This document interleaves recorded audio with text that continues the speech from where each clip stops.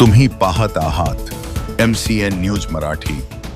महाराष्ट्राचे उपमुख्यमंत्री अजितदादा पवार यांचा बुधवार दिनांक 28 जानेवारी रोजी सकाळी 9 वाजेदरम्यान विमान अपघातात मृत्यू झाला आहे। बारामती विमानतळावर लँडिंग करताना त्यांचे विमान कोसळले, ज्यात अजित पवार यांच्यासह विमानातील सर्व 6 जणांचा मृत्यू झाला आहे। मुंबईहून बारामतीकडे जात असताना त्यांचे चार्टर्ड विमान लार्जेट 45 VTSSK बारामतीपर्यंत पोहोचत असताना विमानतळावर लँडिंगच्या प्रयत्नात अचानक क्रॅश झाल्याने खोलवर जाऊन कोसळले। त्यामुळे विमानाला लागलेल्या भीषण आगीत विमान पूर्णपणे जळून खाक झाले। उपमुख्यमंत्री अजित पवार हे आज सकाळी मुंबईहून बारामतीला जिल्हा परिषद निवडणुकीच्या प्रचारासाठी जात होते। त्यांच्या आज बारामतीमध्ये 4 सभा होणार होत्या, परंतु बारामती विमानतळावर उतरण्याआधीच त्यांच्या विमानाचा भयंकर अपघात झाल्याने विमानातील सर्वांचाच दुःखदायक मृत्यू झाल्याने सर्वत्र शोककळा पसरली आहे। अपघातस्थळी काही प्रत्यक्षदर्शींनी MCN न्यूज मराठीला दिलेल्या काही प्रतिक्रिया। कोणाला केला माहित नाही, असं पट्टीवरती लोक असतात ना, वॉचमन, त्यांना केला होता। एरोप्लेन ती वरची मावशी, आणि काय पाहिलं तुम्ही? आम्ही बाहेरच काम करत होतो, त्यावेळेस विमान आलं आणि एकदा फेरी घेतली, नंतर उतरायचं होतं, पण ती वर असं चढलंच नाही त्या पट्टीवरती। आणि ज्यावेळेस स्फोट झाला त्यावेळेस ती 2 बॉडी अशा साईडला पडल्या, तर त्या एक बॉडी अशी पूर्ण ही झाली होती आणि एका बॉडीचा तर चेहरा दिसत नव्हता, पूर्ण असं शरीर फुगलं होतं। तुम्ही हा अपघात पाहिला का डोळ्यांनी? हा, डोळ्यांनी पाहिला। आम्ही घराच्या पाठीमागच काम चाललं होतं आमचं। नेमकं काय घडलं त्यावेळी? त्यावेळेस विमान गावाकडूनच येत होतं, असं खूप अंतराव खाली होतं, वरती नव्हतंच ती। त्यांनी उतरायचा प्रयत्न केला, पण ती दुसऱ्या फेरीला उतरायला गेल्यानंतर ती असं जागेवरच हे झालं।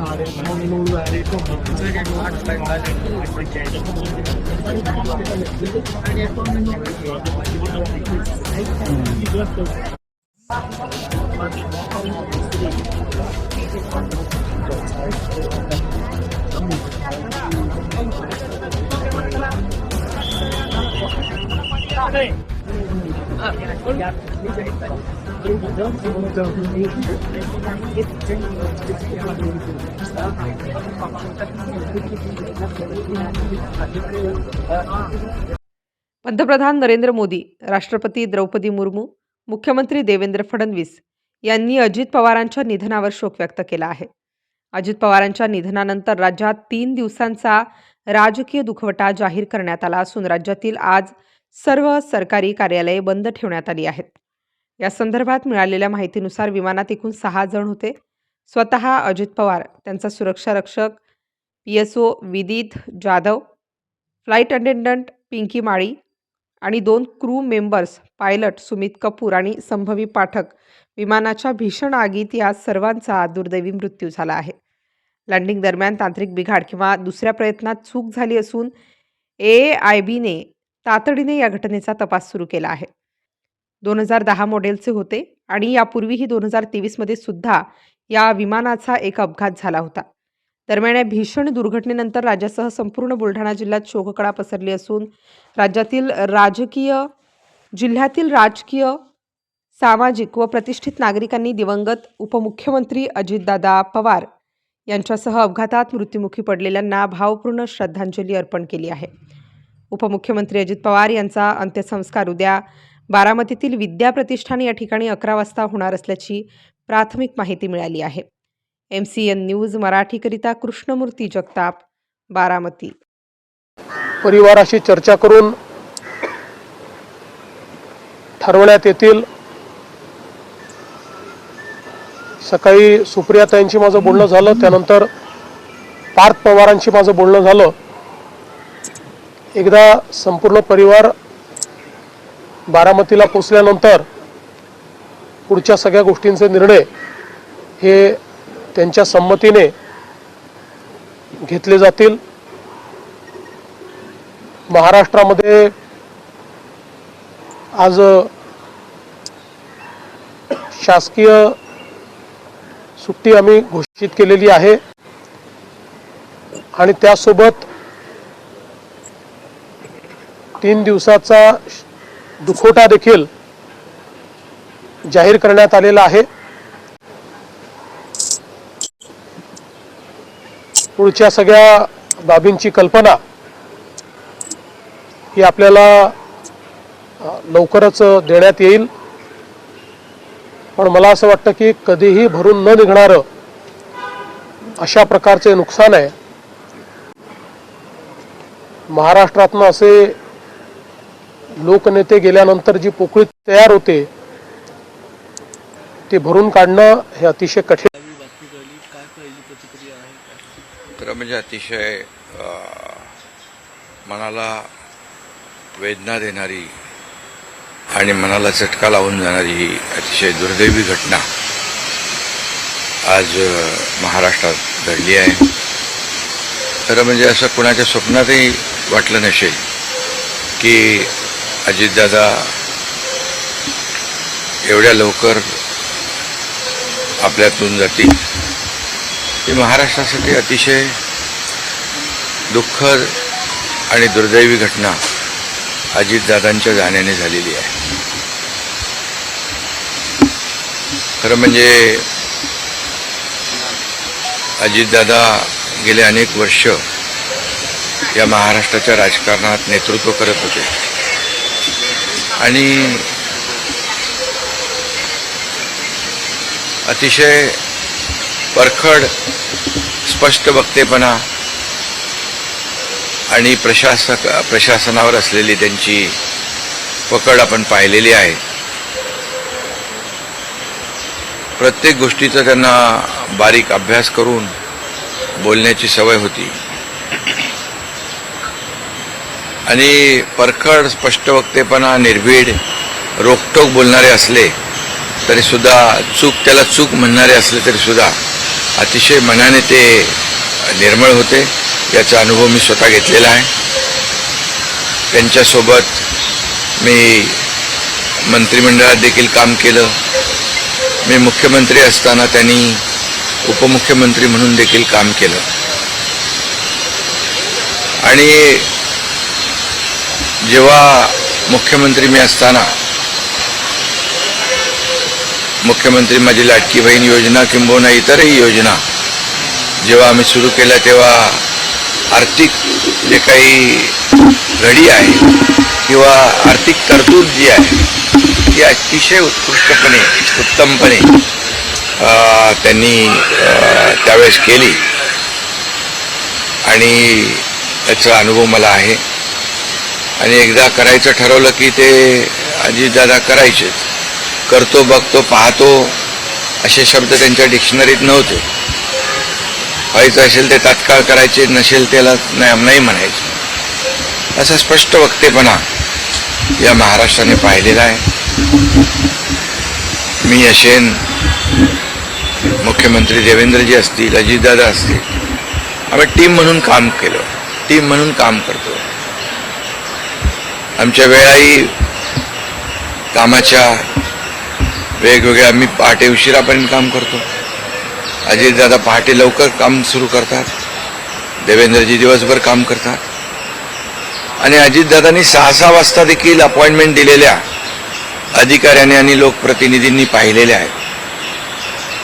अतिशय वेळेचं महत्त्व आणि वेळेचं भान ठेवणारा नेता हरपलेला आहे. खरं म्हणजे काल परवाच आमची एका कार्यक्रमामध्ये भेट झाली. सरन्यायाधीश आपले भारताचे मुंबईत आले होते आणि ते येण्यापूर्वी आम्ही तिथंच एका चेंबरमध्ये बसलो होतो आणि त्यावेळेस झालेल्या चर्चा, गप्पा गोष्टी, आजही सकाळी जेव्हा मला त्यांची ही घटना कळली तेव्हा तेच समोर त्याच आठवणी काल परवाच्या येऊ लागल्या. खरं म्हणजे माझ्यापेक्षा ते राजकारणात देखील अनुभवी नेते, गेल्या अनेक वर्षापासूनचा त्यांचा अनुभव, वयाने देखील माझ्यापेक्षा ते मोठे होते माझ्या आणि अनुभवाने देखील. आणि म्हणून त्यांना राज्यातल्या अनेक विषयांचा गाढा अभ्यास होता. अनेक विभाग त्यांनी हाताळले होते. त्याचा राज्याला फायदा होत होता. मंत्रिमंडळात देखील ज्यावेळेस काही विषय यायचे त्यावेळेस आपल्या राज्याची आर्थिक परिस्थिती अशी आहे, आपल्याला सर्वांना काटकसर करावी लागेल अशी अगदी निर्भीडपणे सांगणारे अजितदादा देखील आम्ही अनुभवलेत. शिस्तीचा नेता म्हणूनही आम्ही अनुभवलेला आहे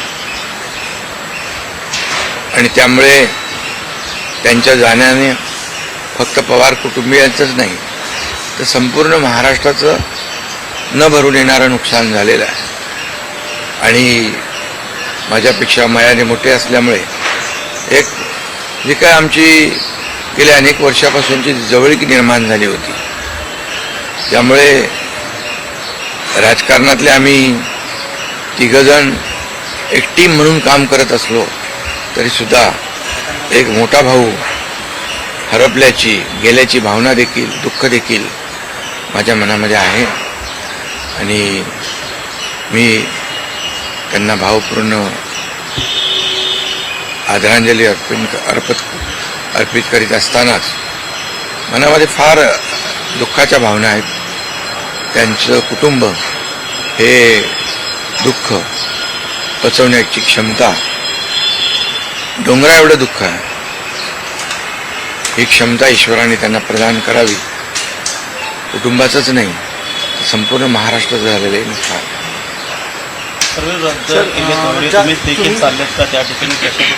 हां, मी आणि मुख्यमंत्री देखील आम्ही जातो आहे. आमचे सहकारी आमच्यातून गेलेत, त्याचं दुःख आहे. म्हणजे सभा होत्या त्याही आज आम्ही रद्द केलेल्या आहे. सर, एक विचार असं वाटतं की तुम्ही आता उल्लेख केला की 2 दिवसांपूर्वी त्यांच्या जवळपास 1-1.5 तास तुम्ही बसलेले होतात, दोघंच खूप गप्पा झाल्या त्या चेंबरमध्ये.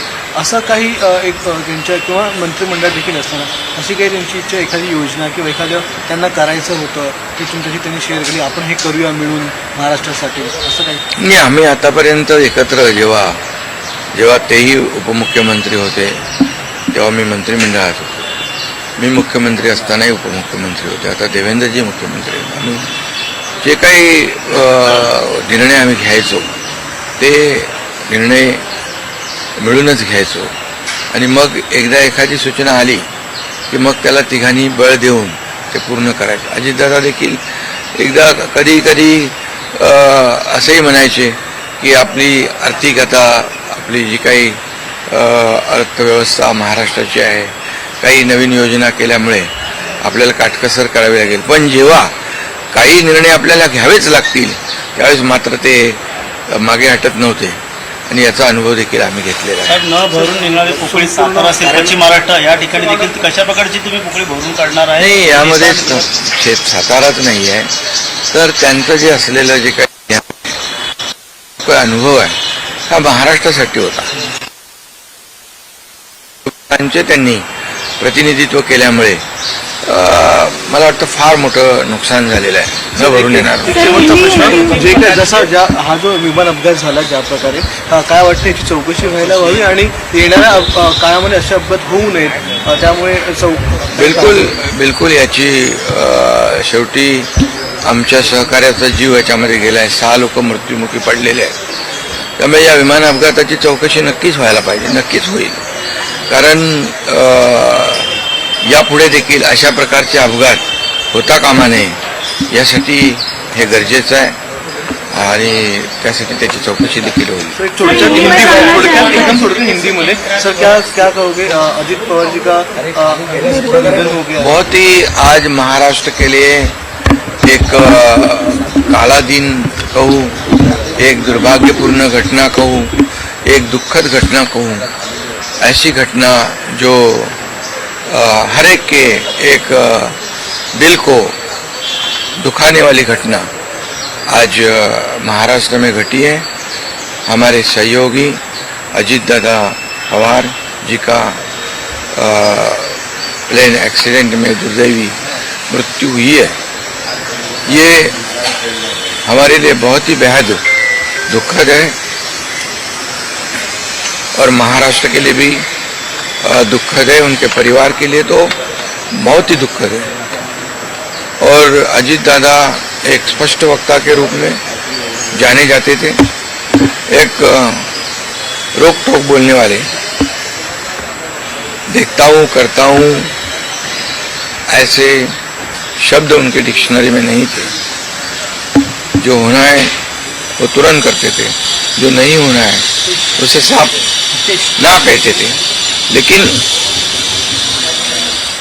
वो कड़े शब्दों में कहते भी, लेकिन मन के बहुत अच्छे थे, और इसका अनुभव मैंने लिया है। उनके उप मुख्यमंत्री कार्यकाल में मैंने मंत्री के रूप में काम किया। मैं मुख्यमंत्री था तभी उन्होंने उप मुख्यमंत्री के रूप में काम किया। आज देवेंद्र जी मुख्यमंत्री है, उनमें भी हम दोनों ने उप मुख्यमंत्री के रूप में काम किया है। हम टीम बनकर काम कर रहे थे, महाराष्ट्र को आगे बढ़ा रहे थे। इसमें एक हमारा टीम वर्क था, और मेरा काम करने का तरीका जैसे देर रात तक काम करता था। अजीत दादा जल्दी सुबह उठकर उनकी शुरुआत होती थी।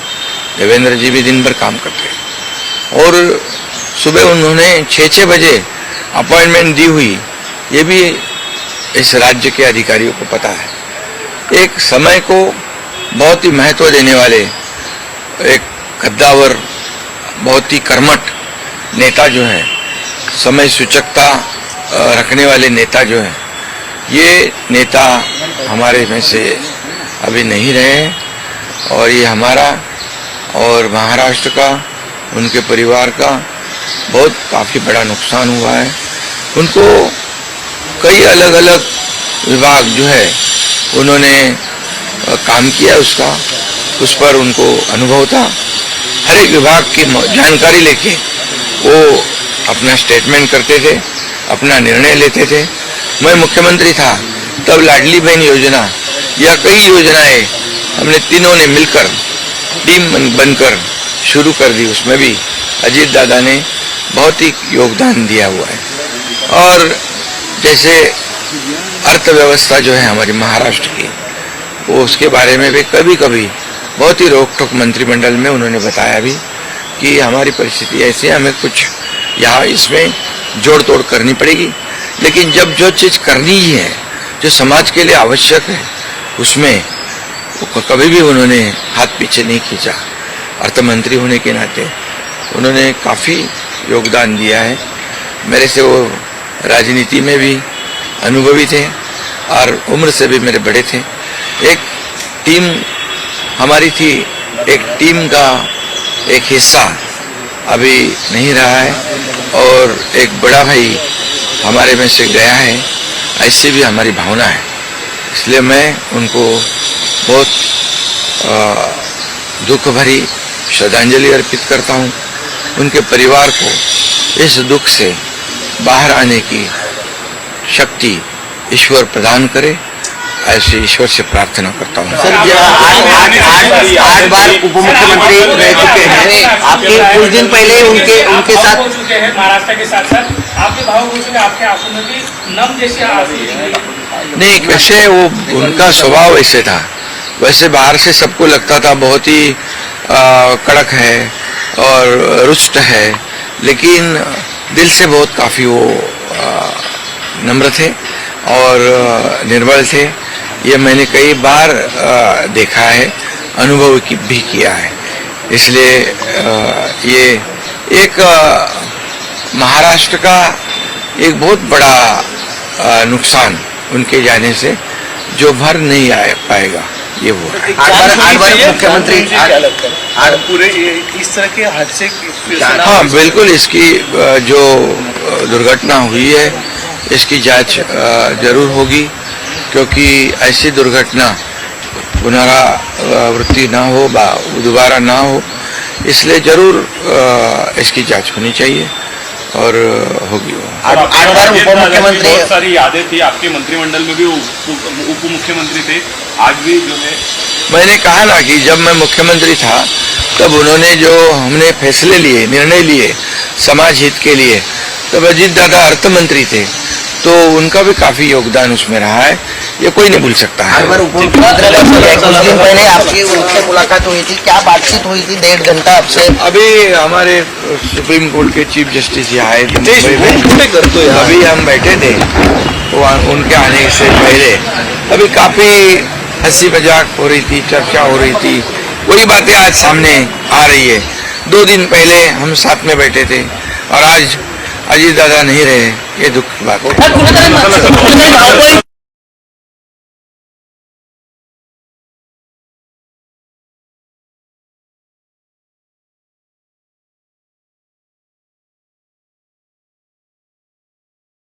हो खरं भाऊ, बरोबर आहे. ओके. एमसी मराठी